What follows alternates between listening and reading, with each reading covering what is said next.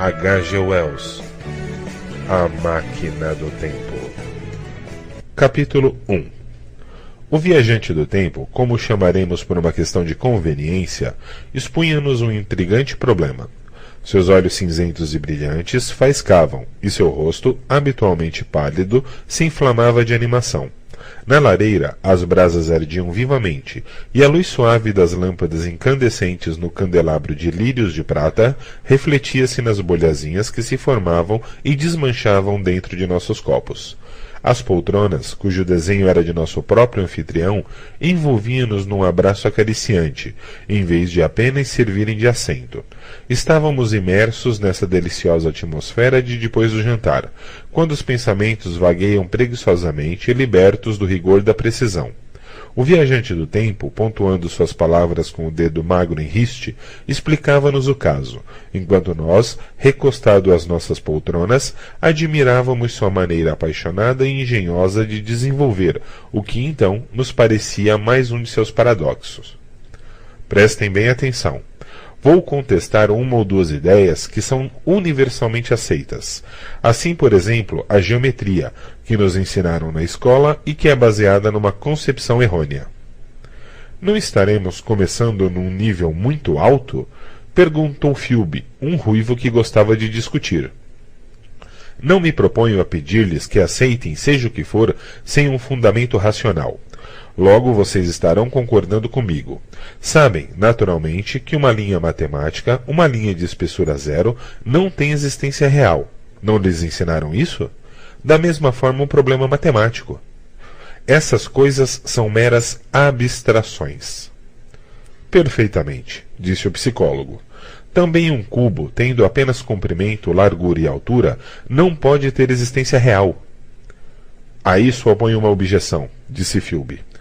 Por certo que um corpo sólido pode existir, todas as coisas reais.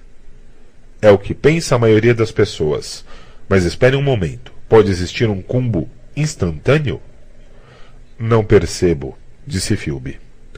Pode ter existência real um cubo que não dure por nenhum espaço de tempo? Philby ficou pensativo.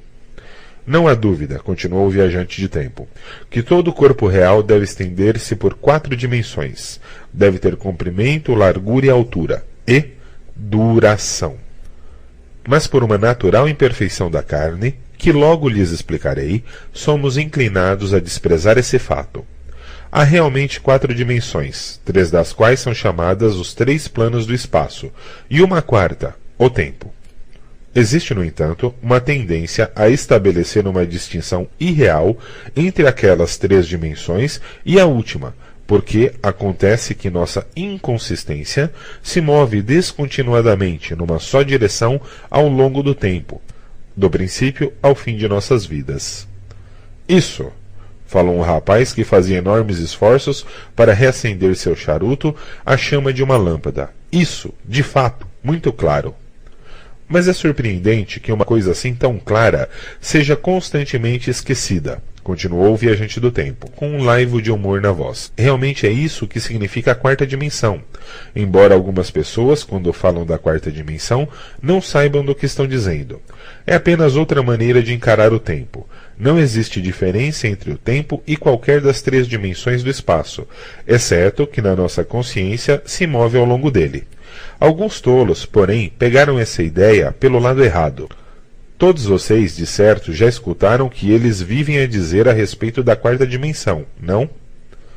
Eu não, confessou o prefeito provincial. É muito simples. Esse espaço, tal como entendem os nossos matemáticos, é considerado como tendo 3 dimensões, que podemos chamar comprimento, largura e altura, e é sempre definível em referência a 3 planos, cada um em um ângulo reto com os outros. Mas alguns espíritos filosóficos têm indagado por que hão de ser necessariamente 3 dimensões. Por que não há mais uma direção em ângulo reto com as outras 3? E experimentam construir uma geometria quadridimensional.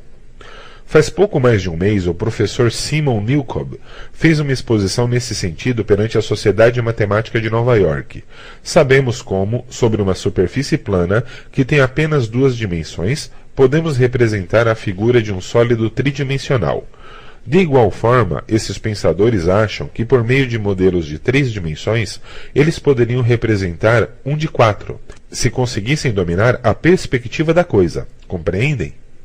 Penso que sim, murmurou o prefeito provincial e, carregando o senho, mergulhou num estado de meditação, movendo os lábios como se repetisse palavras místicas. Sim, penso que agora compreendo.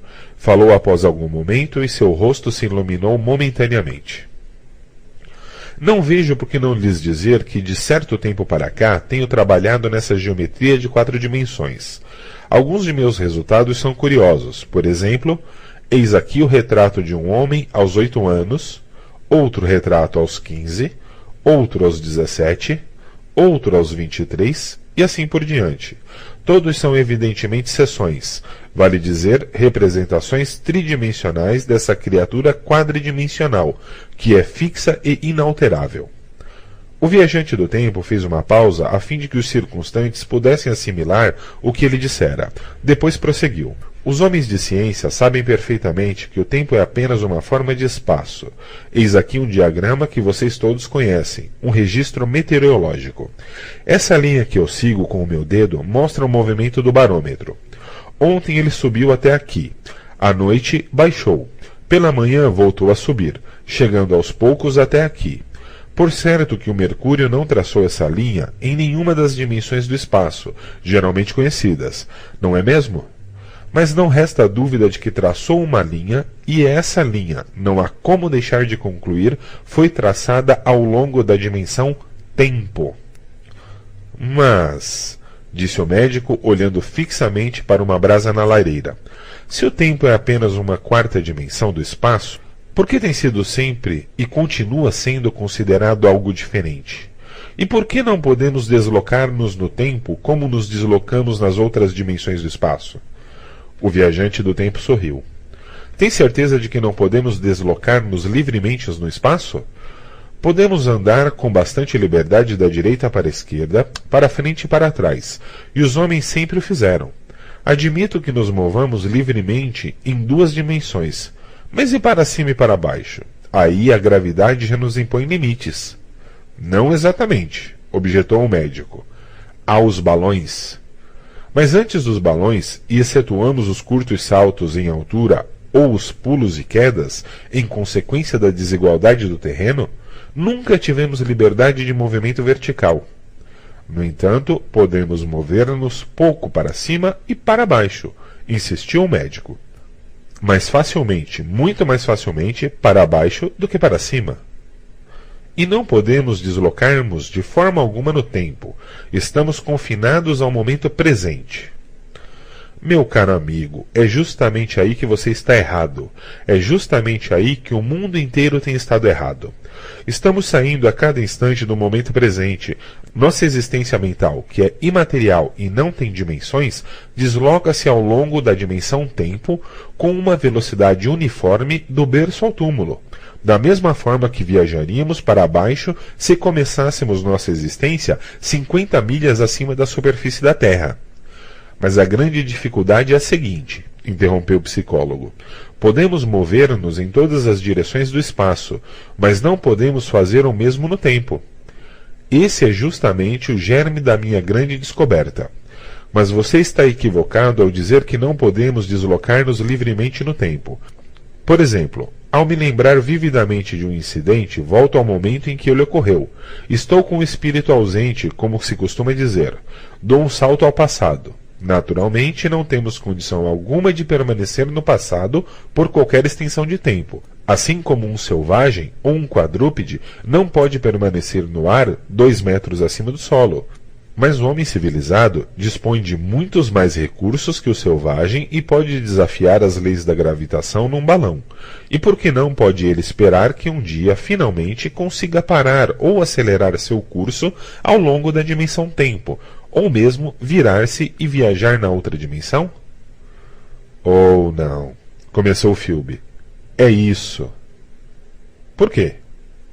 É contrário à razão. Que razão? Quis saber o viajante do tempo. Você pode encontrar argumentos para demonstrar que o branco é preto, mas não conseguirá convencer-me, disse Philby. Talvez não. disse o viajante do tempo. Mas agora vocês começam a perceber o objetivo de minhas pesquisas utilizando a geometria quadridimensional. Desde longa data que tenho tido uma vaga ideia a respeito de uma máquina. Para viajar através do tempo? Exclamou um rapaz. Que viajasse em qualquer direção do espaço e do tempo, como seu operador determinasse. Philby limitou-se a rir. Fiz uma experiência, disse o viajante do tempo. Uma máquina desse tipo seria excelente para um historiador, sugeriu o psicólogo. Poderia voltar ao passado e verificar se os relatos da Batalha de Hastings são autênticos. Não acha que chamaria a atenção? Falou o médico. Nossos antepassados não eram muito tolerantes com relação aos anacronismos. Poderíamos aprender o grego dos próprios lábios de Homero e Platão, disse o rapaz sonhadoramente. Você certamente seria reprovado por eles logo de saída. Os helenistas alemães têm de tal modo aperfeiçoado o grego. E o que dizer do futuro? Devaneou o rapaz. Imaginem só. Coloca-se todo o dinheiro no investimento, deixa-se acumular os juros e é só dar um salto à frente. Para encontrar uma sociedade, disse eu, erigida sob princípios estritamente comunistas. Tudo teorias extravagantes e fantasiosas, começou o psicólogo. Era o que também me parecia, por isso nunca falei sobre o assunto, até que... Fez a experiência, gritei. Vai demonstrar isso? A experiência, exclamou Philby, que já se mostrava fatigado. De qualquer forma, vamos à experiência, disse o psicólogo, embora todos saibamos que não passa de um truque. O viajante do tempo correu os olhos em volta, sorrindo, depois sempre com um leve sorriso e as mãos enfiadas profundamente nos bolsos das calças, saiu da sala em passos vagarosos. Ouvimos o ruído de suas chinelas ao longo do extenso corredor que levava ao laboratório. O psicólogo olhou para nós. Que será que ele vai fazer? Algum truque de prestidigitação ou algo do gênero, disse o médico. E Philby aproveitou para nos falar sobre um conjurado que ele vira em Burslem. Mas antes que acabasse o preâmbulo, o viajante do tempo voltou e a história de Philby ficou nesse ponto. O objeto que o viajante do tempo trazia nas mãos era um reluzente mecanismo de metal, pouco maior que um pequeno relógio de parede e de delicada construção. Tinha partes de marfim e alguma substância cristalina transparente. Agora devo ser perfeitamente claro, pois o que se segue, a menos que se aceite a explicação do viajante do tempo, é algo absolutamente incrível. Ele apanhou uma das pequenas mesas octagonais espalhadas pela sala e colocou-a em frente da lareira, com 2 pés sobre o pequeno tapete à beira desta. Sobre a mesinha pôs o mecanismo. Depois puxou uma poltrona e sentou-se. Como único objeto sobre a mesa, além do modelo e iluminando-o em cheio, havia uma lâmpada provida de abajur. Havia em torno cerca de 1 dúzia de velas, 2 em castiçais de bronze sobre o consolo da lareira e várias em candelabro de parede, de modo que toda a sala estava brilhante e iluminada. Sentei-me numa poltrona baixa, perto da lareira, e puxei-a mais para a frente, de modo quase a ficar entre a lareira e o viajante do tempo. Philby sentou-se atrás dele, observando-o por cima do ombro. O médico e o prefeito provincial o observavam de perfil pela direita, o psicólogo pela esquerda. O rapaz sentou-se atrás do psicólogo. Estávamos todos bem alertas. Parece-me inadmissível que nessas condições pudéssemos ter sido vítimas de qualquer logro, por mais sutil e habilidoso que fosse. O viajante do tempo fitou cada um de nós e depois se voltou para a máquina. E então? Perguntou o psicólogo. Este pequeno objeto, começou o viajante do tempo, colocando os cotovelos sobre a mesa e juntando as mãos por cima do aparelho. É apenas um modelo, é o projeto de minha máquina de viajar pelo tempo. Poderão notar que ela tem uma aparência muito singular, e que esta barra aqui tem um brilho estranho, como se fosse algo irreal. Enquanto falava, ia apontando com o dedo. Vem aqui uma pequena alavanca de cor branca e outra aqui. O médico levantou-se e foi olhar o objeto de perto. Admiravelmente bem feito, disse. Foram necessários 2 anos para construí-lo, disse o viajante do tempo. E depois que todos nós imitamos o médico, nos levantamos e fomos examinar o objeto detidamente, ele continuou. Quero agora que os senhores compreendam claramente o seguinte. Pressionando-se essa alavanca, a máquina é projetada para o futuro. Esta outra alavanca inverte o movimento. Esta pequena cela representa o assento do viajante do tempo. Quando pressionar a alavanca, a máquina irá funcionar. Será projetada no futuro e desaparecerá. Olhem bem para ela, examinem também a mesa e certifiquem-se de que não há nenhum embuste. Não desejo desperdiçar este precioso modelo e depois ser chamado de impostor. Houve um minuto de silêncio. O psicólogo pareceu que ia falar, mas mudou de ideia. Então o viajante do tempo esticou os dedos em direção à alavanca. Não, disse de repente. Dê-me sua mão. E voltando-se para o psicólogo, tomou-lhe a mão e pediu-lhe que estendesse o indicador. De maneira que foi o próprio psicólogo que pôs em marcha, para a sua viagem interminável, o modelo de máquina do tempo. Todos nós vimos a alavanca se mover. Tenho certeza de que não houve trapaça. Ouviu-se um sopro, a chama da lâmpada sobre a mesinha pôs-se a dançar vivamente. Uma das velas sobre a lareira apagou-se. De repente, a pequena máquina entrou a girar sobre si mesma.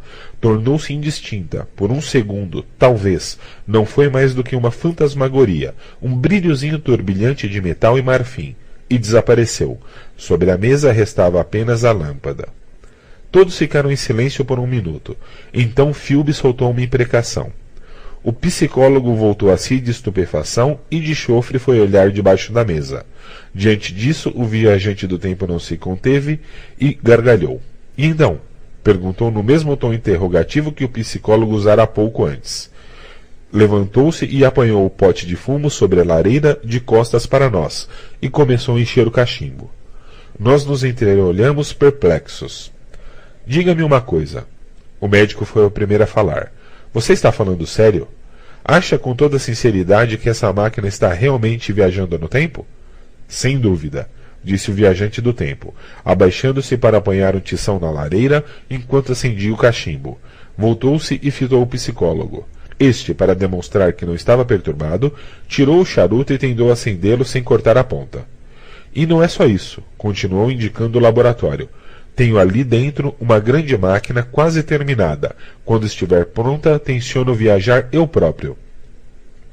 Quer dizer que essa máquina se encontra agora no futuro? Perguntou Philby. No futuro ou no passado? Não posso dizer ao certo. Se foi a algum lugar, deve ter ido para o passado, disse o psicólogo, após uma pequena pausa, como se tivesse tido uma inspiração. Por quê? Indagou o viajante do tempo. Porque presumo que ela não se moveu no espaço e, se tivesse viajado para o futuro, ainda estaria aqui neste momento, porque necessariamente teria de cumprir o trajeto de agora. Mas, intervim, se estivesse viajando no passado, nós a teríamos visto quando entramos na sala, e na última quinta-feira, quando estivemos aqui também, e na quinta-feira anterior, e assim por diante. Objeções sérias, falou o prefeito provincial com um ar de imparcialidade, voltando-se para o viajante do tempo. Nem um pouco, respondeu ele, e voltando-se para o psicólogo. Você que é um estudioso da mente, pode explicar muito bem. É uma percepção subliminar, uma percepção diluída. Naturalmente, concordou o psicólogo tranquilizando-nos. Trata-se de um ponto muito simples da psicologia. Eu devia ter pensado nisso. É bastante óbvio, explica-se satisfatoriamente o paradoxo. Não podemos ver nem apreciar essa máquina da mesma forma que não distinguimos os raios de uma roda girando a toda velocidade, ou uma bala no ar.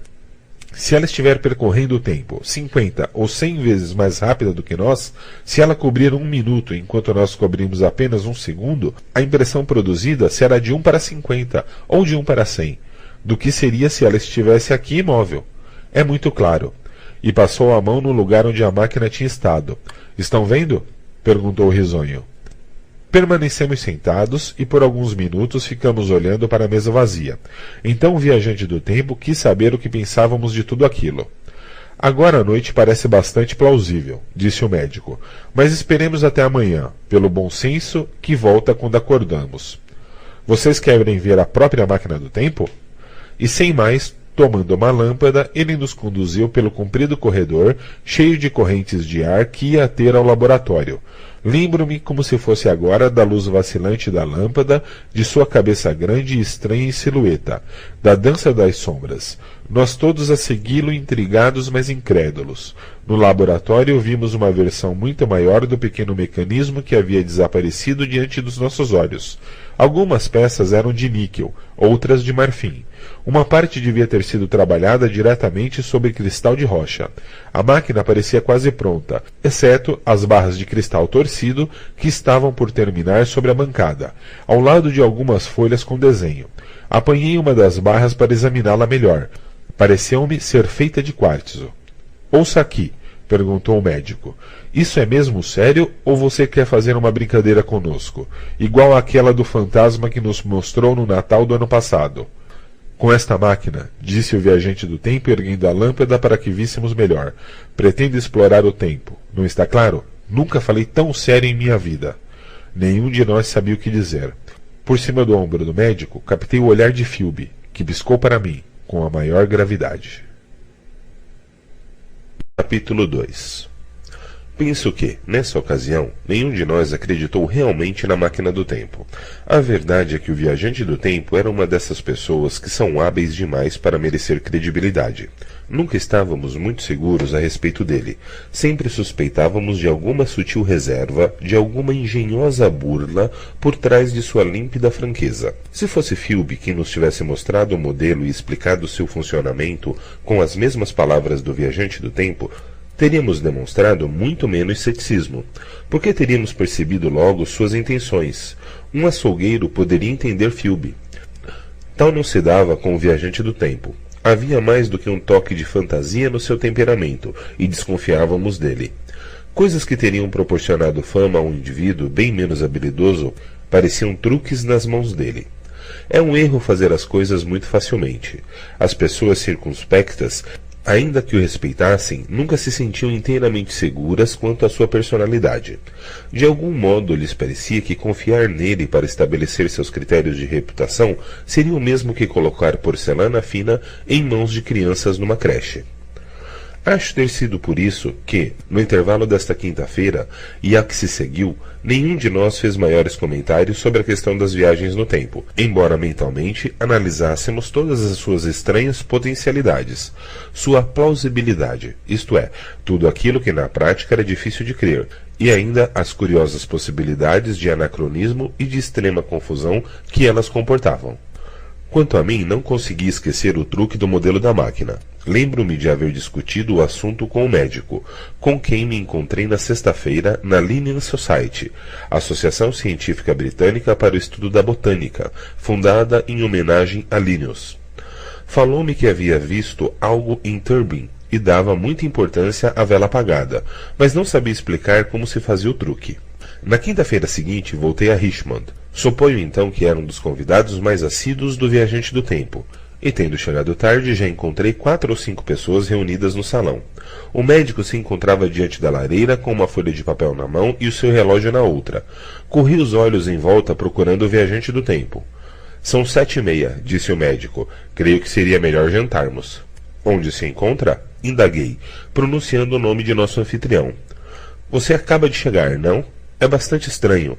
Algo deve tê-lo retido.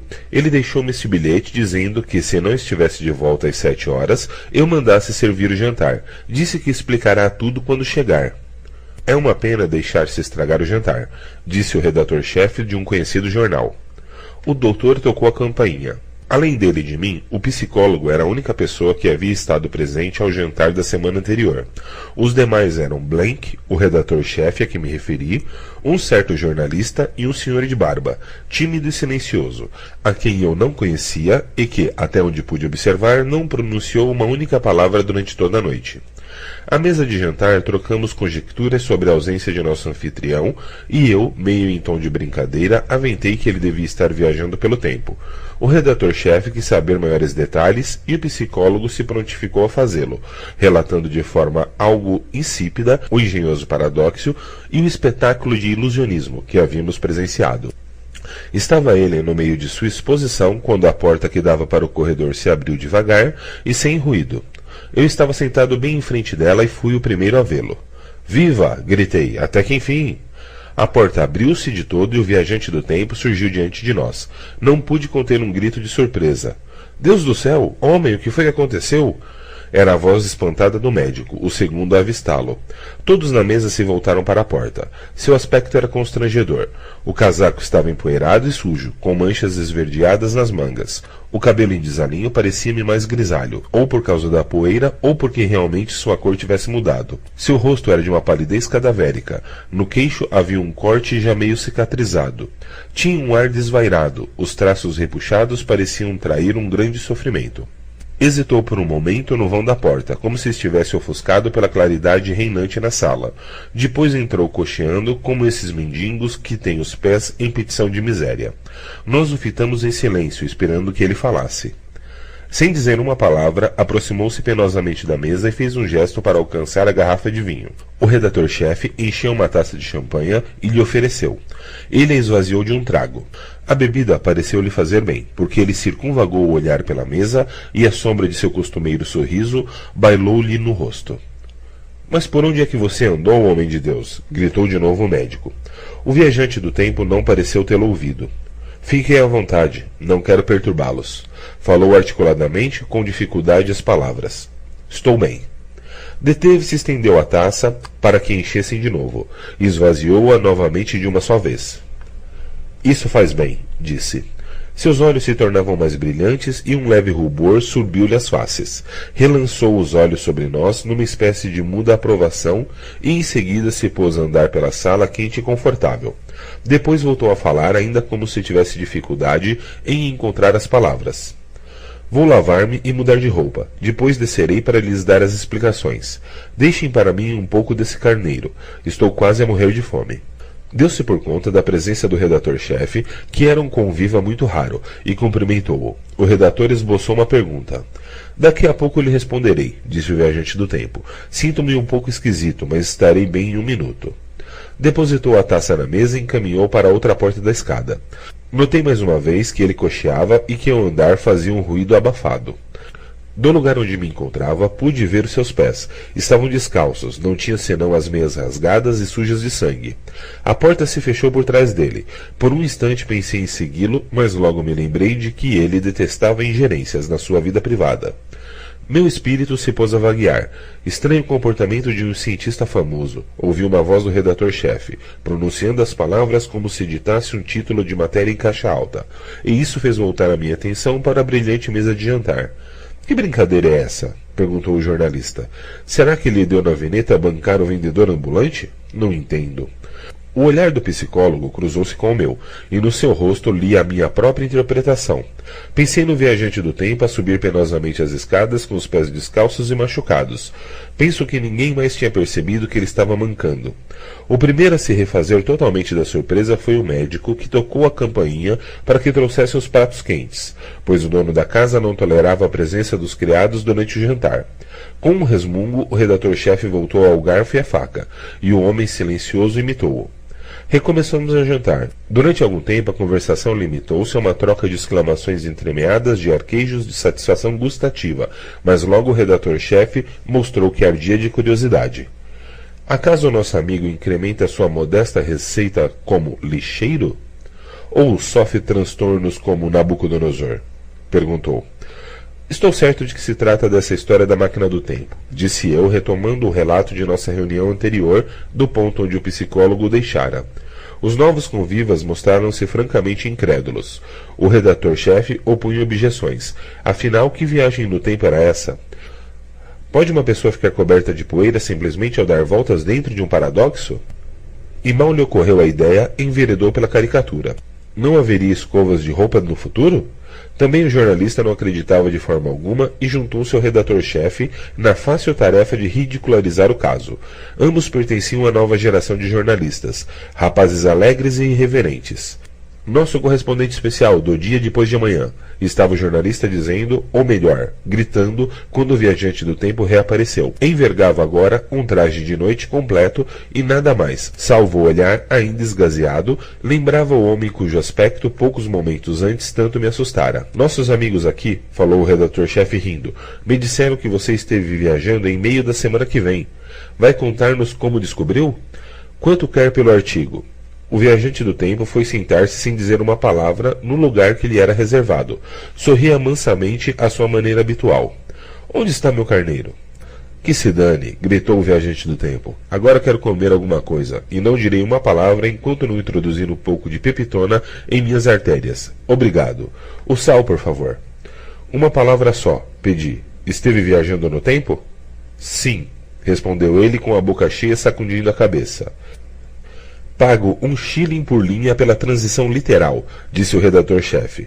O viajante do tempo empurrou seu copo na direção do homem silencioso e tamborilou com a unha no cristal.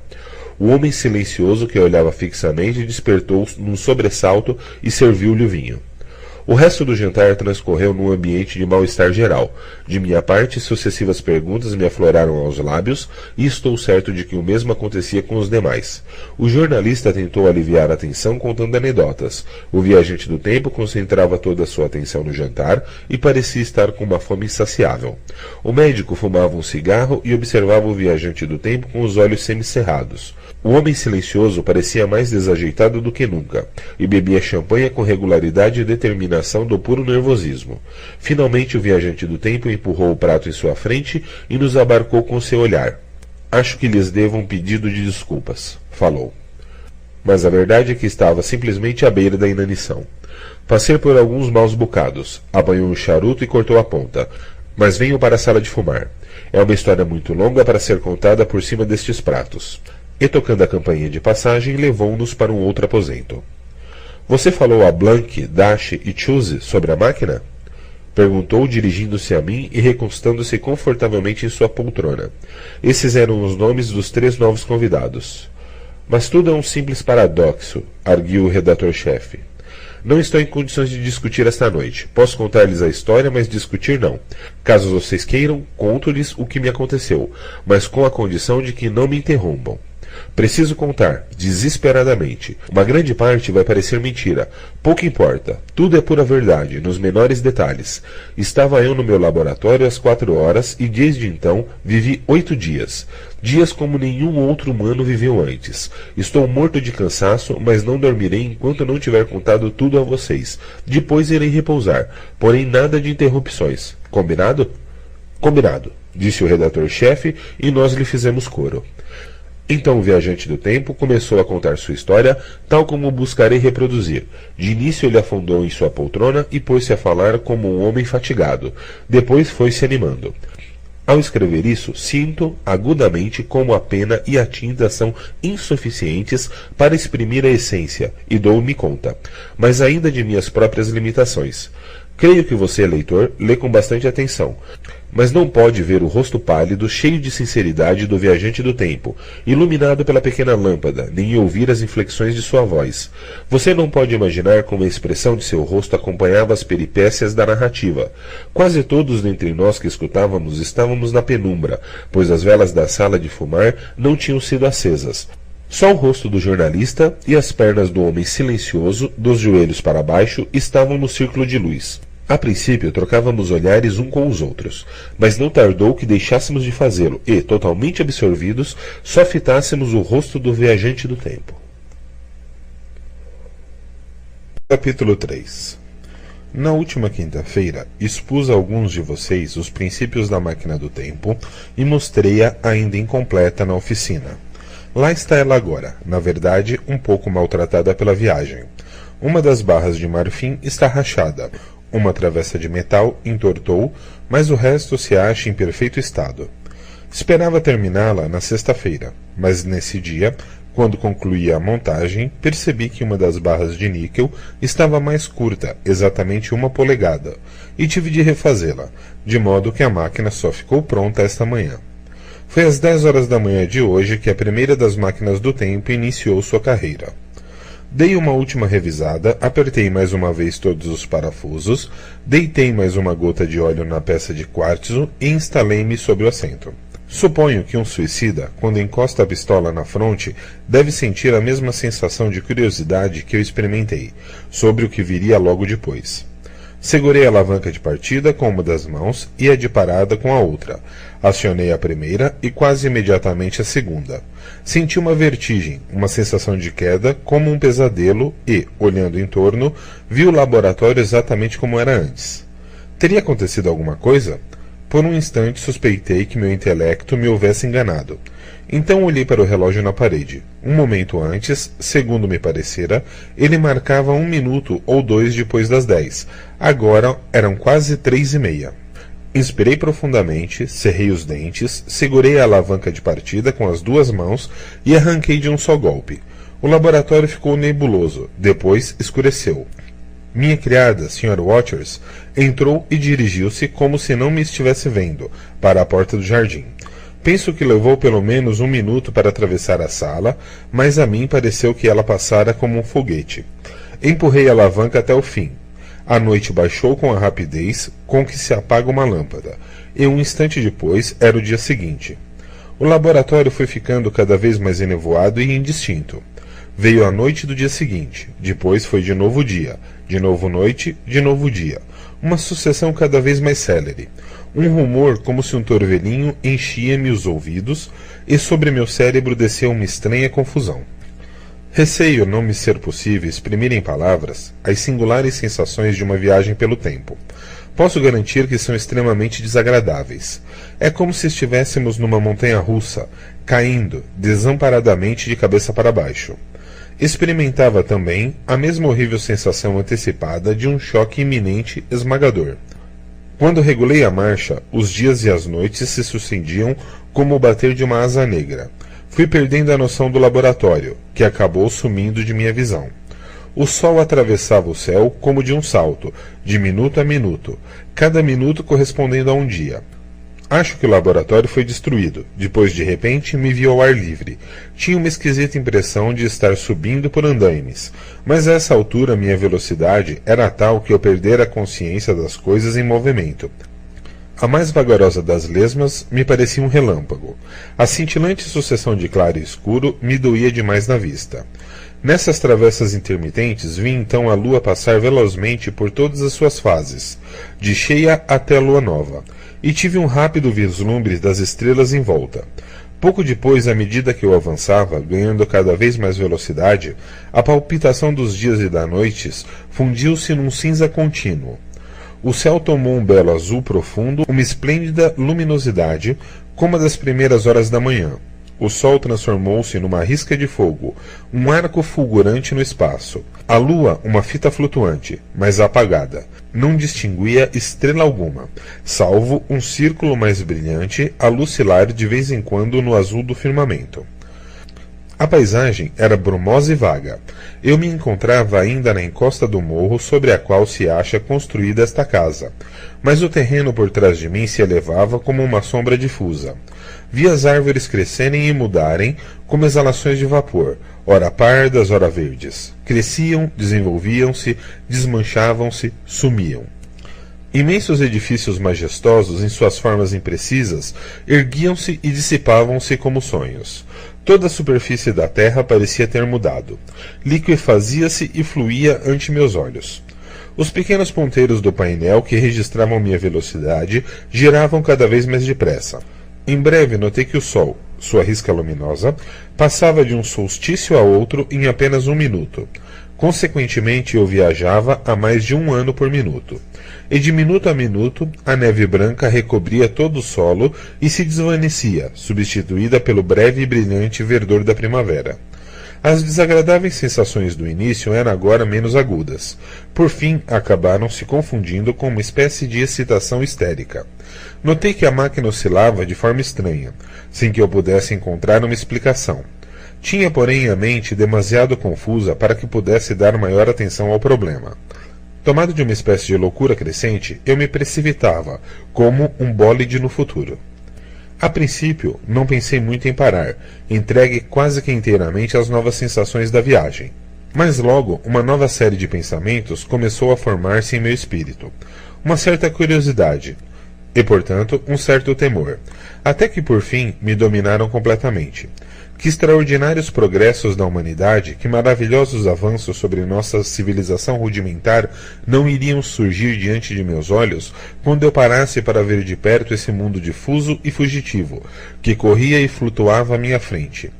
Vi erguer-se em torno de mim edifícios de uma soberba arquitetura, portentosos como nenhum outro em nossa época, e no entanto pareceram feitos de névoa e lampejo. Pelas encostas do morro subia uma vegetação mais rica e ali permanecia sem as alternâncias do inverno. Mesmo através do véu de minha confusão mental, a terra parecia muito bela, e então comecei a concentrar-me no problema da parada. O risco principal residia na possibilidade de encontrar alguma coisa sólida no espaço que eu ou a máquina ocupávamos. Enquanto estivesse viajando através do tempo de uma alta velocidade, essa hipótese não me preocupava muito. Eu estava, por assim dizer, volatilizado. Passava como um vapor através dos intrínsecos das substâncias interpostas. Mas ao parar eu estaria me projetando, molécula por molécula, dentro do que quer que encontrasse em meu caminho. Significava que os meus átomos entrariam em tão estreito contato com os do obstáculo que poderia significar-se uma profunda reação química, talvez uma explosão em grande escala, lançando-nos, a mim e a máquina, para fora de todas as dimensões possíveis, para o desconhecido. Essa possibilidade me ocorrera frequentemente quando eu estava construindo a máquina, mas então eu admitia com tranquilidade, com um risco inevitável, um desses riscos que temos de correr. Agora o risco era iminente, e eu não mais podia encará-lo com displicência. O fato é que, insensivelmente, a absoluta estranheza de tudo aquilo, a trepidação e o balanço enjoativo da máquina, e mais que tudo, a sensação de queda prolongada haviam acabado com os meus nervos. Dizia para mim mesmo que era impossível parar, e, num acesso de irritação, resolvi dar uma parada instantânea. Com a impaciência de um louco, puxei a alavanca até o fim. Incontinente, a máquina começou a rodopiar e fui atirado no ar de cabeça para baixo. Senti nos ouvidos como que um estrondo de um trovão. Penso que por um momento fiquei atordoado. Um granizo impiedoso sibilava em torno de mim. Vi-me sentado numa relva macia, diante da máquina caída. Tudo ainda me parecia cinzento, mas a pressão nos ouvidos tinha cessado. Olhei em volta. Estava, ao que tudo indicava, num pequeno relvado dentro de um jardim, cercado de touceiras, de rododendros, cujas flores, sobre a violência do granizo, se desfaziam numa chuva de pétalas púrpuras. As pedrinhas de gelo saltavam e revoluteavam sobre a máquina, como uma nuvem, e escorriam para o solo desfeitas em fumaça. Num instante fiquei encharcado até os ossos. Bela maneira de receber, disse eu, um homem que atravessou não sei quantos anos para vê-lo. Logo me dei conta de que não fazia sentido ficar ali exposto às intempéries. Pus-me de pé e olhei em torno, para além dos rododendros, em meio às brumas do temporal. Entrevia-se uma figura gigantesca, talhada de algum tipo de pedra branca. Todo o resto, porém, estava invisível. Não sei como descrever minhas sensações. Quando a tempestade de granizo amainou, pude ver melhor a figura branca. Era de fato colossal, pois a copa de uma bétula mal lhe chegava aos ombros. Feita de mármore branco, representava algo como uma esfinge alada, porém as asas, em vez de caírem verticalmente dos lados, estavam estendidas, como se ela pairasse no ar. O pedestal parecia de bronze e estava coberto de azinhavre. Por acaso a esfinge tinha o rosto voltado para mim, e seus olhos cegos pareciam fitar-me. Bailava nos seus lábios um vago sorriso. Estava grandemente danificada pelas intempéries, e daquele estrago vinha a desagradável impressão de que fora corroída por uma doença. Fiquei a contemplá-la por alguns instantes. Talvez meio minuto, ou quem sabe meia hora. Ela parecia aproximar-se ou recuar, conforme a cortina de granizo diante dela se fazia mais densa ou mais tênue. Por fim desviei meus olhos da estátua, por um momento, e vi que o temporal estava cedendo e o céu principava a clarear, como promessa de sol. Volvi de novo os olhos para a esfinge branca, e de súbito apercebi-me da enorme temeridade da minha viagem. Que iria aparecer quando a cortina de névoa se dissipasse por completo? Quem sabe o que teria acontecido aos homens? Que fazer se a crueldade se tivesse tornado uma paixão coletiva? Se nesse intervalo nossa raça tivesse perdido sua própria humanidade, transformada em algo não humano, sem qualquer sentimento e imensamente poderosa? Eu poderia parecer-lhes um animal selvagem do velho mundo, tanto mais hediondo e repugnante, quanto maior fosse a nossa semelhança física, uma criatura monstruosa que se devia matar imediatamente. A essa altura já começava a lobrigar outras construções de grande porte, imensos edifícios com intrincados parapeitos e altas colunas. Pela encosta da colina, um denso arvoredo parecia descer sobre mim, com seus contornos ainda imprecisos através da tempestade que serenava. Um terror pavoroso se apossou de mim. Corri freneticamente para a máquina do tempo e tentei revirá-la. Enquanto me entregava a esses esforços, os raios de sol romperam através das nuvens tempestuosas. A chuva de granizo cessou de todo, e como as vestes arrastadas de um fantasma, todos os seus sinais desapareceram. Por sobre mim desdobrava-se agora um imenso céu azul de verão, onde alguns escuros restos de nuvens aos poucos se dissipavam. Os grandes edifícios que se cercavam apareciam agora claros e distintos, brilhando com uma umidade deixada pelo aguaceiro e realçadas em sua alvura pelos montículos de granizo ainda não derretido que se acumulavam ao longo deles. Senti-me nu, em um mundo estranho. Senti talvez o mesmo que sente um pássaro quando voa no espaço aberto e vê um gavião pairando em cima dele, pronto para atacá-lo. Meu medo virou um frenesi. Tomei uma respiração profunda, apertei os dentes e ataquei a máquina ferozmente com os braços e pernas, a fim de recolocar em posição.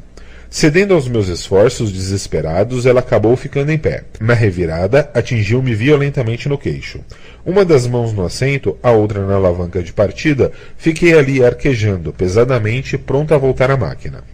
Mas, com certeza de que aquela retirada estava garantida, minha coragem retornou. Pus-me a olhar com mais curiosidade e menos temor para esse mundo do futuro remoto. Numa janela circular no alto de um prédio mais próximo, se encontrava um grupo de figuras vestidas ricamente.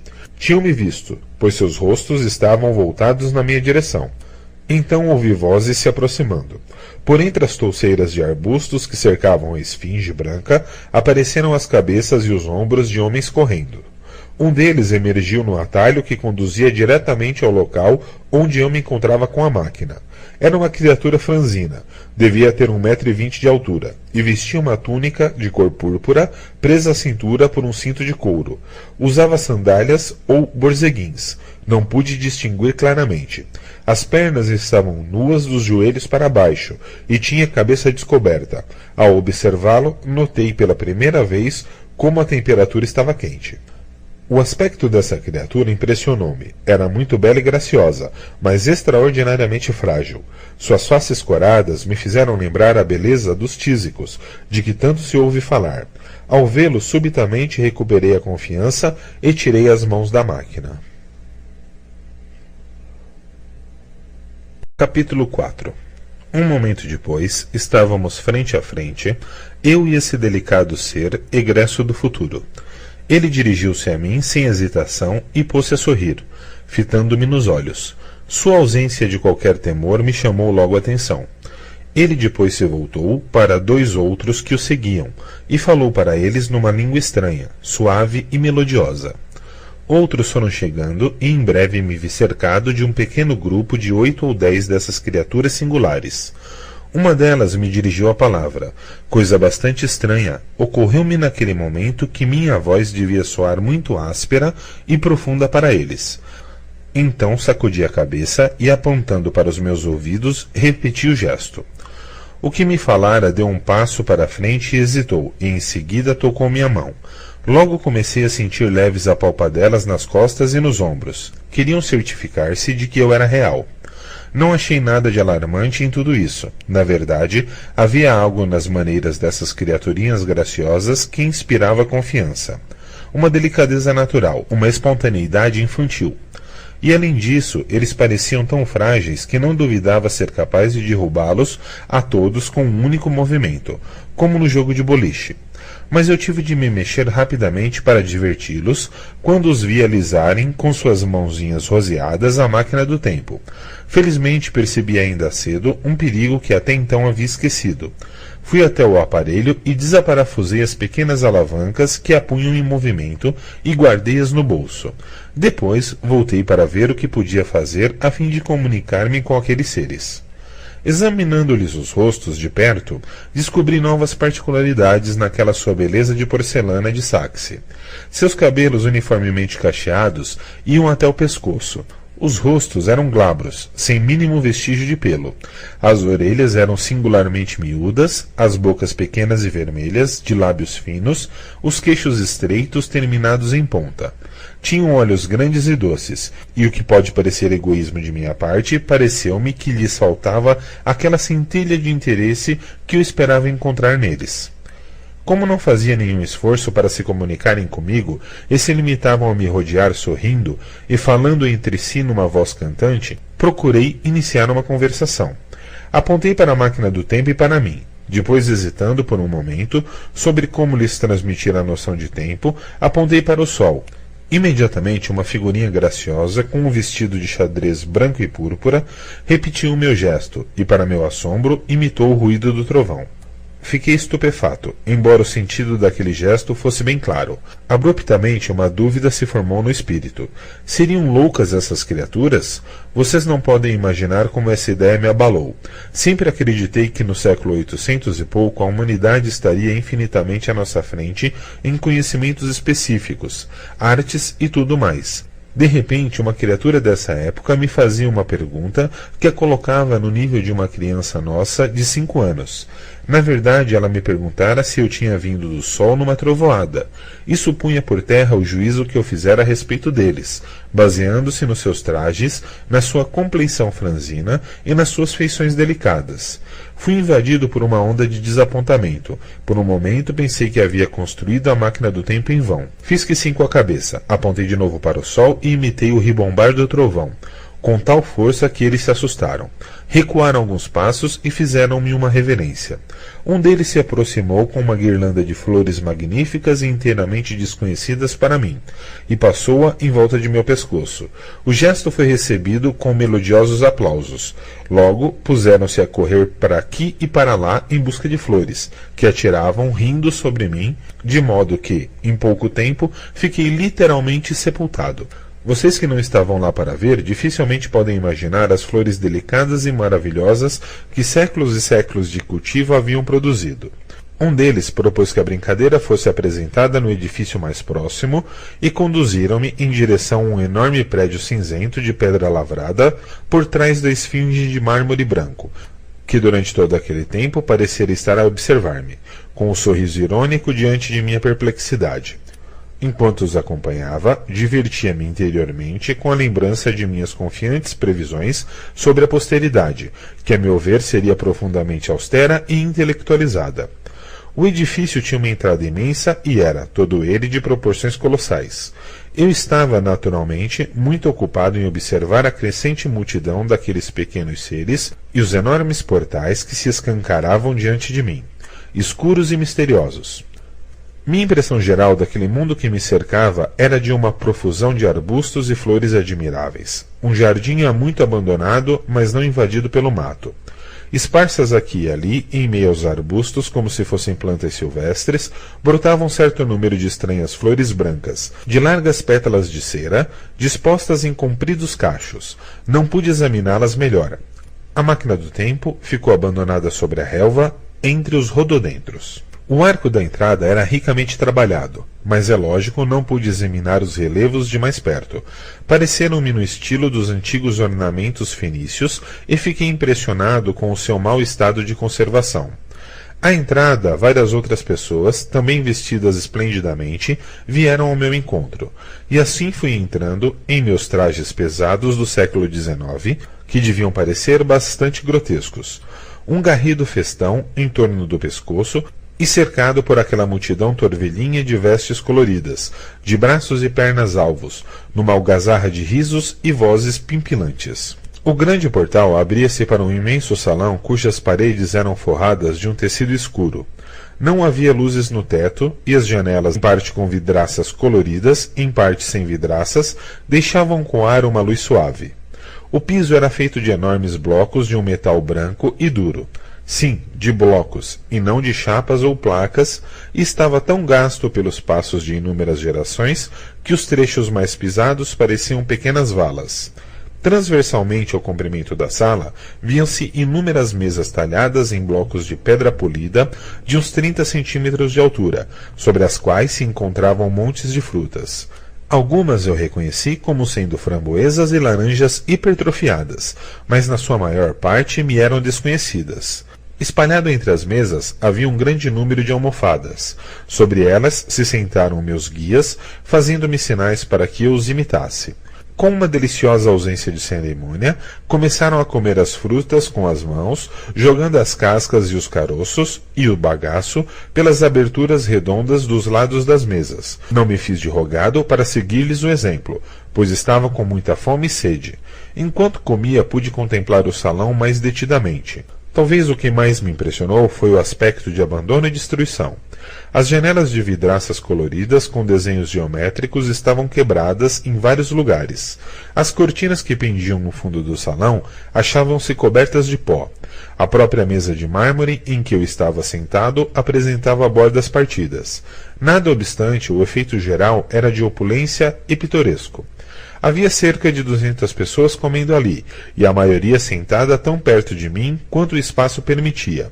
Observava-me com interesse, os olhinhos brilhando por cima das frutas que devoravam. Todos estavam vestidos com o mesmo tecido de seda, leve e resistente. Sua alimentação constituía-se unicamente de frutas. Essa gente do futuro remoto era rigorosamente vegetariana, e eu próprio, enquanto estive com eles, apesar de sentir falta da carne, fui obrigado a ser também frutífero. Mais tarde descobri que os cavalos, o gado, os carneiros e os cães estavam tão extintos quanto o Ichthyosaurus.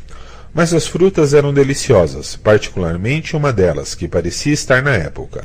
Uma espécie de pinha farinhenta que acabei transformando em meu alimento predileto. A princípio fiquei intrigado com todas essas frutas e flores diferentes, mas depois descobri o que significavam. Acho que lhes estou falando demais sobre o meu jantar de frutas nesse futuro distante. Tão logo satisfiz um pouco meu apetite e decidi-me a tentar aprender a língua dos meus novos companheiros. Era de certo a primeira coisa a fazer. As frutas me pareciam bem adequadas para iniciar a tentativa de comunicação. Mostrando-lhes uma delas, fiz uma série de ruídos e gestos interrogativos. Não foi fácil dar-lhes a entender a minha intenção. Os primeiros resultados foram olhares de surpresa ou cascatas intermináveis de risos, mas ao fim de algum tempo uma criaturinha de lindos cabelos percebeu meu intuito e pronunciou um nome. Tanto bastou para que eles pusessem a tagarelar uns com os outros por longo espaço de tempo, e minhas primeiras tentativas para imitar os delicados sons de sua linguagem provocaram novos acessos de risos. Eu me sentia como um mestre-escola entre crianças. Continuei insistindo, e em pouco estava sabendo umas 15 ou 20 palavras. 2 substantivos, passei aos pronomes demonstrativos, e ao verbo comer. Era um trabalho lento. Ficaram logo cansados e procuraram subtrair-se às minhas perguntas. Achei que era melhor aprender em pequenas doses e quando eles estivessem dispostos a isso. E foram doses realmente diminutas, pois jamais encontrei um povo tão indolente e que se fatigasse tão depressa. Capítulo 5. Logo descobri uma coisa esquisita a respeito dos meus pequenos hospedeiros. Sua falta de interesse por tudo. Corriam para mim, sofregamente, entre gritos de surpresa, como crianças, e, como crianças, logo paravam de me examinar e se afastavam, à cata de outro divertimento. Quando o jantar e minhas tentativas de conversação terminaram, notei pela primeira vez que quase todos os que haviam me rodeado no início tinham ido embora, e foi igualmente estranha a rapidez com que me tornei indiferente à presença deles. Tendo satisfeito minha fome, saí para o ar livre e à luz do sol. Encontrava incessantemente novos grupos desses viventes do futuro que me seguiam a pequena distância, tagarelavam e riam à minha custa, me sorriam e me faziam sinais amistosos, depois me deixavam em paz entregue às minhas reflexões. Quando saí do grande edifício, a calma da tarde estendia-se pela terra e a paisagem era iluminada pelos raios cálidos do sol poente. A princípio as coisas me pareciam muito confusas. Tudo era tão diferente do mundo que eu havia deixado, até mesmo as flores. O edifício estava situado no declive do vale de um rio largo, mas o Tâmisa se deslocara talvez 1 milha do seu leito atual. Resolvi subir ao cume de uma colina aproximadamente a 1,5 milhas de distância e dali deitar o olhar mais extenso por sobre este nosso planeta do ano da graça de 802.701. pois essa, como já devia ter informado, era a data marcada pelos mostradores da minha máquina. Enquanto caminhava, permanecia atento a toda e qualquer impressão que pudesse ajudar-me a explicar por que aquele mundo de esplendor tombava em ruínas, pois só encontrava ruínas. A meio da encosta da colina, por exemplo, divisei um grande amontoado de granito, conservado, unido por destroços de alumínio. Um vasto labirinto de paredes desabadas e monte de entulhos, no meio dos quais se erguiam espessas touceiras de uma planta muito bonita, que pela disposição das folhas lembrava um pagode chinês. Talvez urtiga, mas de um colorido mais vivo e sem pelos urticantes. Eram certamente os escombros abandonados de uma vasta construção, cuja finalidade eu não conseguia imaginar. Esse lugar me reservaria mais tarde uma experiência muito estranha. Primeiro sinal de uma descoberta ainda mais estranha, porém disso falarei no momento oportuno. Com o pensamento súbito do terraço onde eu parara a fim de repousar um pouco, corri os olhos em torno e não avistei nenhuma espécie de habitação particular. Ao que tudo indicava, a casa de família e talvez mesmo a família não existiam mais. Aqui e ali, em meia vegetação, viam-se edifícios apalacetados, mas a habitação isolada e a casa de campo, que dão uma feição tão característica à nossa paisagem inglesa, havia desaparecido. Comunismo. Falei para mim mesmo. Atrás desse pensamento veio outro. Olhei a meia dúzia de figurinhas que ainda me seguiam. Então, num lampejo, percebi que todos se vestiam da mesma forma. Tinham o mesmo rosto imberbe e delicado, as mesmas formas redondas de meninas. Pode parecer inconcebível que eu não tivesse notado isso antes, mas tudo era tão diferente. Agora eu percebi as coisas com maior clareza, no trajar e em todas as características e maneiras que hoje distinguem os dois sexos. Essas criaturas do futuro eram exatamente iguais. As crianças, por sua vez, pareciam-me simples miniaturas de seus pais. Disso concluí que as crianças dessa época futura eram extremamente precoces, talvez pelo fisicamente, e mais tarde encontrei provas abundantes dessa opinião. O bem-estar e a segurança em que vivia essa gente faziam certamente esperar, pensei, que os dois sexos acabassem se parecendo tanto, pois a robustez do homem e a delicadez da mulher, a instituição da família e a diferenciação das ocupações são meras exigências de uma era de força física. Quando a população é numerosa e equilibrada, um elevado índice de nascimentos é antes um mal do que uma bênção para o Estado. Quando a violência é rara e a prole está segura, há menos necessidade, na verdade não há necessidade alguma, de uma família organizada como tal, e a especialização dos sexos como referência às necessidades dos filhos termina por desaparecer. Disso já encontramos alguns indícios em nossa própria época, e no futuro esse quadro social estará completo. Devo lembrar a vocês que essa era uma especulação que eu fazia naquela hora, porque mais tarde iria descobrir como estava longe da realidade. Enquanto meditava sobre essas coisas, minha atenção foi despertada por uma pequena e graciosa construção que me pareceu um poço sobre uma cúpula. Pensei um pouco distraidamente como era esquisito ainda existirem poços e retomei o fio de minhas especulações. Não havia grandes construções na parte superior da colina. Segui andando aceleradamente como se tivesse milagrosos poderes locomotores. E não tardei a ver-me sozinho pela primeira vez. Tomado de uma estranha sensação de liberdade e aventura, subi correndo ao topo da colina. Ali encontrei um assento feito de um metal amarelo que eu não identifiquei, corroído por uma espécie de ferrugem cor-de-rosa, e já meio coberto por uma camada de musgo. Os descansos dos braços lembravam cabeças de grifos. Sentei-me e pus-me a contemplar o nosso velho mundo sobre o crepúsculo desse longo dia. Foi um dos mais belos e doces espetáculos que eu vi. O sol já havia transposto a linha do horizonte, o ocidente era ouro flamejante, com algumas barras horizontais de púrpura carmesim. Lá embaixo estava o Vale do Tâmisa, pelo qual o rio se estirava como uma lâmina de aço polido. Já me referi aos grandes palácios que ponteavam a vegetação variegada. Alguns completamente em ruínas, outros ainda ocupados. Aqui e ali elevava-se um vulto branco ou prateado no abandonado jardim de terra. Aqui e ali cortante linha vertical de algum mirante ou obelisco. Não se viam cercas nem quaisquer sinais de prosperidade ou de cultivo de cereais. Toda a terra tornava-se um único jardim. Olhando tudo isso, comecei a basear minha interpretação nas coisas que havia visto. Mais tarde percebi que só havia encontrado metade da verdade, ou menos até, o vislumbre de uma de suas facetas, mas naquele dia foi assim que as coisas foram por mim interpretadas. Pareceu-me que eu me deparava com a humanidade em uma época de declínio. O crepúsculo avermelhado fez-me pensar no crepúsculo da raça humana. Pela primeira vez comecei a compreender uma estranha consequência dos esforços sociais em que hoje estamos empenhados. E, nada obstante, era uma consequência bastante lógica. O vigor é o produto da necessidade. A segurança é um convite ao enfraquecimento. A obra de melhoria das condições de vida.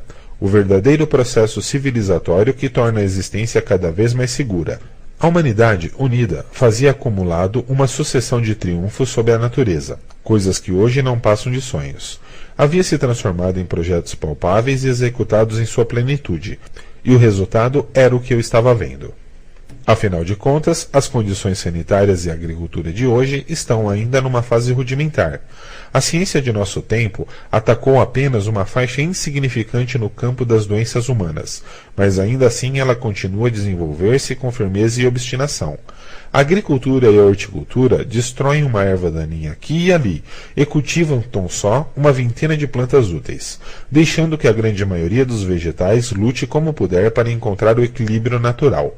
Aperfeiçoamos nossas plantas e animais favoritos, e como são poucos. Gradativamente praticando a criação e o cultivo seletivos, hoje um pêssego melhor, uma uva sem caroço, amanhã uma variedade de flor mais bela e uma mais perfumada, ou uma espécie de gado mais produtivo. Esse aperfeiçoamento é desenvolvido aos poucos, porque nossos conhecimentos são limitados, e não sabemos de certo o que desejamos. Por sua vez, a natureza mostra-se tímida e lenta em nossas mãos inábeis. Algum dia tudo isso estará bem mais organizado, e cada vez mais. Essa é a direção da corrente, apesar dos redemoinhos. O mundo inteiro será instruído inteligentemente e cooperativo. A natureza será subjugada numa progressão cada vez mais veloz. Por fim, reajustaremos o equilíbrio da vida animal e vegetal para que se adapte às necessidades humanas.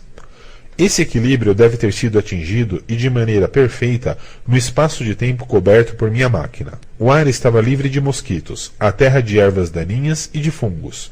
Por toda a parte, árvores frutíferas e florestas maravilhosas. Borboletas de asas brilhantes adejavam. A medicina preventiva havia chegado ao seu estágio ideal. As doenças haviam sido erradicadas. Durante minha estada não vi qualquer indício de moléstias contagiosas, e por mais tarde lhes mostrarei que mesmo os processos de putrefação e decomposição haviam sido profundamente afetados por essas mudanças. Tinham-se obtido também os triunfos sociais. Eu via a humanidade alojada em magníficos prédios luxuosamente vestidas, e não havia encontrado ninguém entregue ao duro trabalho braçal. Não havia sinal de luta, nem social nem econômica. As lojas, os anúncios, o tráfego, todo esse comércio que constitui a estrutura de nosso mundo não existiam mais. Era natural que nessa tarde dourada eu admitisse facilmente a ideia de que se encontrava num paraíso social. O próprio crescimento da população, julgava eu, tinha sido estabilizado. Mas com a mudança vem inevitavelmente a adaptação à mudança. A menos que a ciência biológica seja um amontoado de erros. Qual é a razão da inteligência e do vigor humanos? A luta pela vida e liberdade. Condições sob as quais os ativos, os fortes e os astutos sobrevivem, enquanto os fracos sucumbem. Condições que estimulam a aliança leal dos capazes, o autodomínio, a paciência, a determinação, e a instituição da família, e as emoções que dela resultam, o ciúme desvairado, a ternura para com a prole, a dedicação dos pais, tudo isso encontra sua justificativa e sustentáculo nos perigos que ameaçam os filhos. Mas, e quando não existem esses perigos? Surge e cresce um novo sentimento, oposto ao ciúme conjugal, oposto à maternidade feroz, oposto às paixões de qualquer natureza. Essas coisas se tornam desnecessárias, pois só serviriam para complicar a vida, resquícios bárbaros e incômodos numa existência agradável e refinada. Pensei na delicadeza física das pessoas, na sua falta de inteligência, naquelas imensas ruínas por toda parte, e isso fortaleceu minha crença de que a natureza havia sido inteiramente conquistada. pois depois da batalha vem o repouso. A humanidade havia sido forte, enérgica, inteligente e havia usado toda a sua transbordante vitalidade em alterar as condições do meio em que vivia, e agora vinha a reação que essa alteração provocara. Sob as novas condições de absoluto conforto e segurança, essa energia incansável que hoje é nossa força ficou debilitada. Mesmo na época de hoje, certas tendências e desejos de outrora foram indispensáveis à sobrevivência, são uma fonte constante de frustração. A coragem física e o gosto dos combates, por exemplo, de nada servem para o homem civilizado. Muito pelo contrário, podem ser um estorvo. Num estado de equilíbrio físico e de segurança, o poder, tanto intelectual quanto físico, estaria deslocado. E imaginei que essa gente do futuro tinha conhecido um incontável número de anos sem perigo de guerra ou de violência individual, nem ameaças de animais ferozes ou de epidemias que exigissem robustez física e trabalhos pesados. Para tal gênero de vida, aqueles que chamamos de fracos se acham bem aparelhados como os fortes. Na verdade, deixam de ser fracos. Estão, diria eu, até mais preparados, pois os fortes seriam vítimas de seu próprio excesso de energia desaproveitada. Sem dúvida que a requintada beleza dos edifícios que eu vira havia sido uma das últimas canalizações de energia da humanidade, antes que essa entrasse em perfeita harmonia com as condições ambientes. O esplendor desse triunfo, que foi o princípio da última e grande paz. Esse tem sido sempre o destino da energia em segurança. Volta-se para a arte e o erotismo, e depois vem a apatia e a decadência. Mesmo esse impulso artístico acaba por morrer, e estava quase morto no tempo que eu visitei. Enfeitar-se de flores, cantar, dançar ao sol era tudo quanto restava das manifestações artísticas. Mesmo isso haveria de ceder um dia a uma inatividade satisfeita. A moda do sofrimento e da necessidade nos obriga a permanecer ativos, e me parecia que, naquele futuro distante, essa odiosa mó havia sido finalmente despedaçada. Sentado ali, em meio às trevas que me baixavam, eu pensava ter, com essa simples explicação, desvendado o enigma do mundo, esclarecendo todo o mistério daquela gente deliciosa. Era possível que os meios por eles usados, para evitar o aumento da população, tivessem sido eficientes demais, e seu número diminuíra em vez de permanecer apenas estacionado. Isso explicaria as ruínas abandonadas.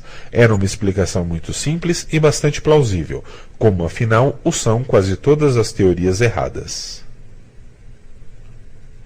Capítulo 6. Enquanto eu me entregava a essas reflexões sobre o triunfo demasiado perfeito do homem, a lua cheia, amarela e encurvada apontava ao nordeste em meio a um lago de azul prateado.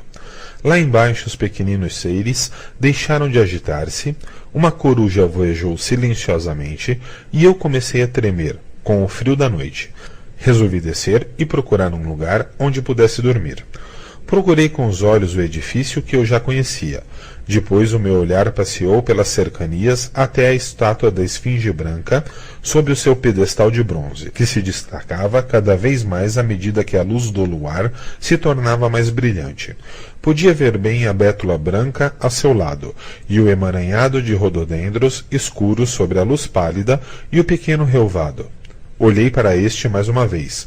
Um frio me desceu pela espinha, pondo fim à minha serenidade. Não, disse comigo mesmo, obstinadamente. O relvado não era esse.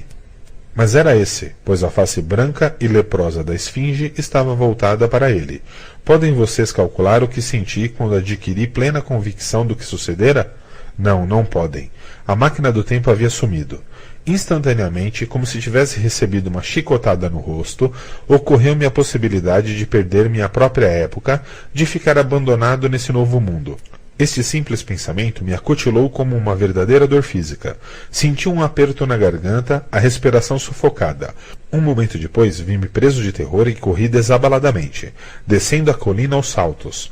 Levei um tombo violento, caindo ao comprido. E fiz este ferimento no rosto. Não parei para estancar o sangue. Continuei a correr e a saltar, sentindo na face e no queixo o fio quente a escorrer do corte. Durante todo esse tempo ia falando para mim mesmo. Eles a afastaram um pouco do lugar e esconderam sob os arbustos, mas continuava a correr com todas as minhas forças, porque durante esse tempo todo, com a certeza que às vezes acompanha um terror excessivo, eu sabia que essa afirmação era uma loucura. Sabia instintivamente que a máquina havia sido carregada para fora do meu alcance. Minha respiração era difícil. Penso que cobri a distância entre o topo da colina e o pequeno relvado, 2 milhas talvez, em 10 minutos. Eu não sou mais nenhum jovem.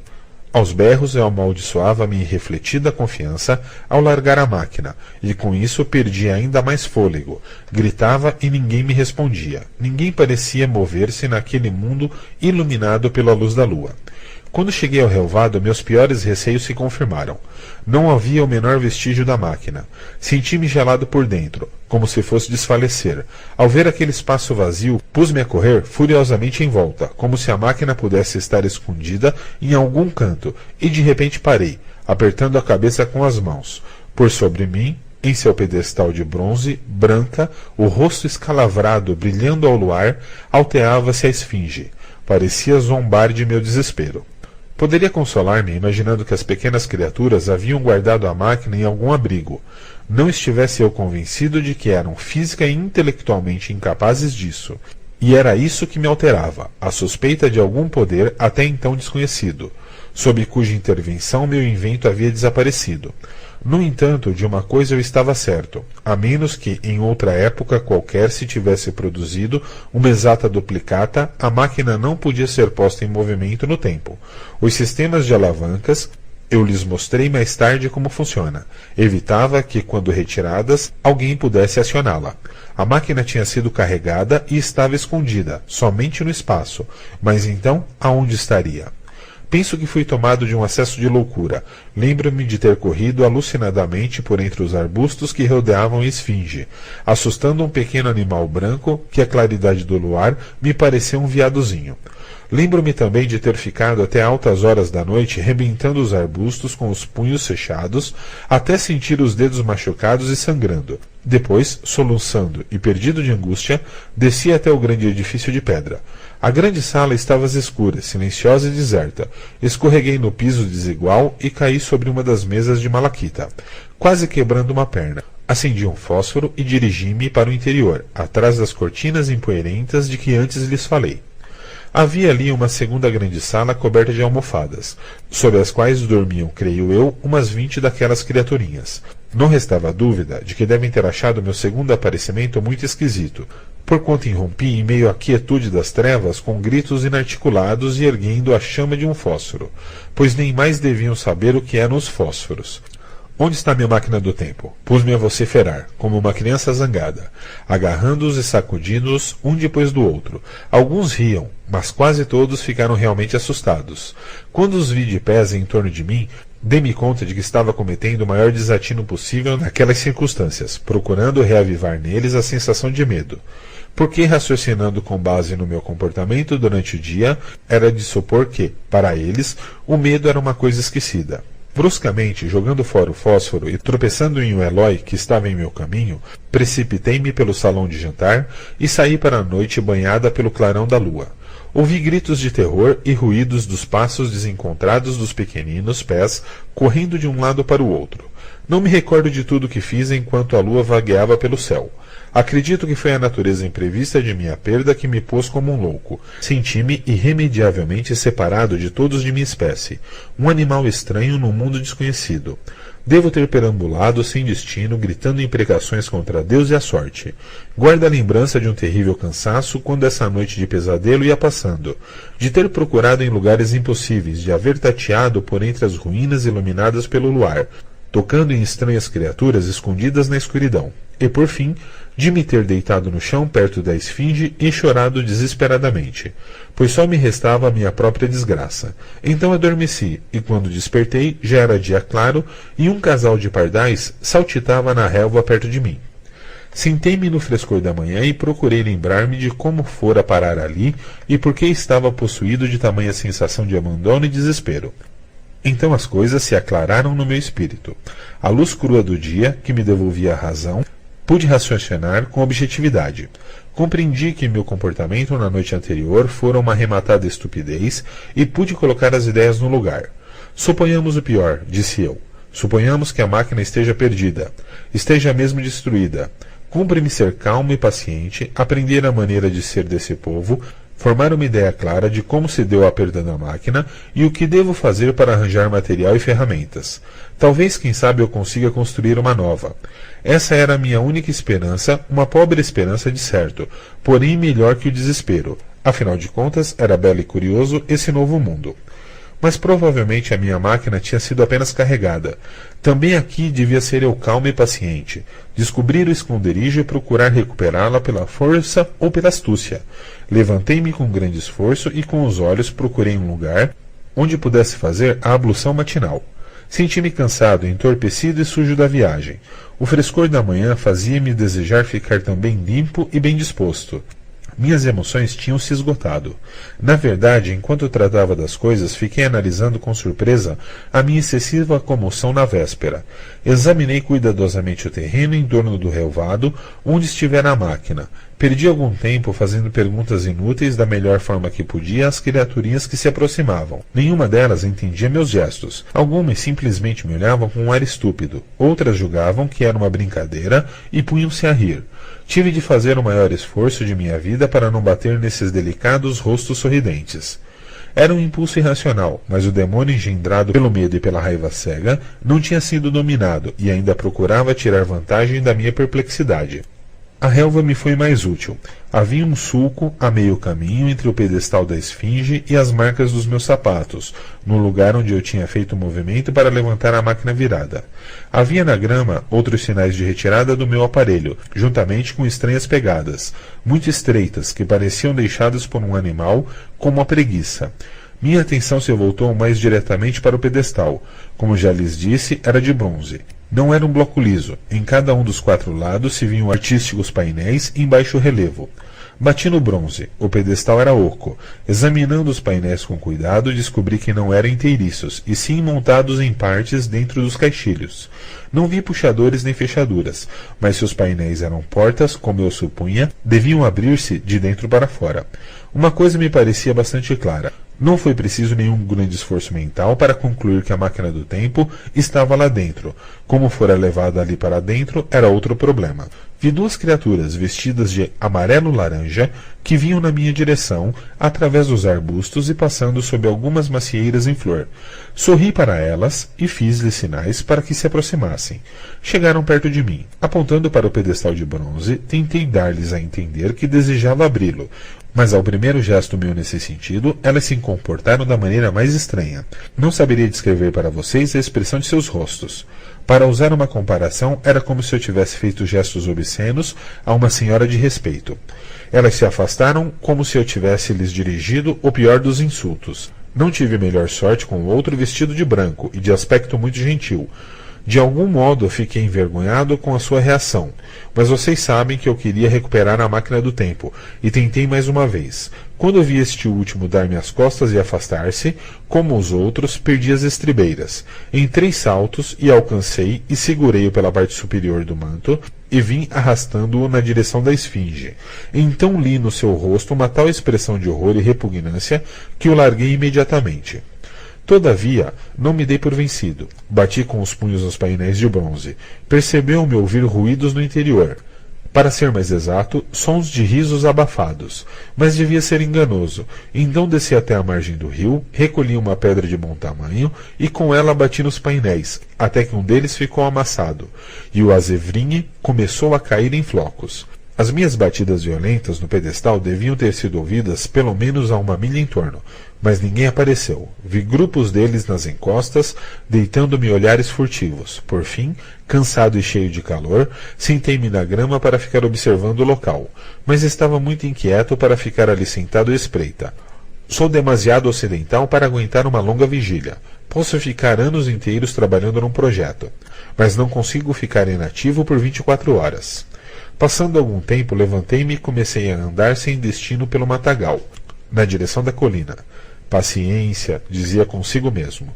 Se você quer recuperar sua máquina, deixe a esfinge em paz. Se eles querem ficar com a sua máquina, não adianta destruir os painéis de bronze.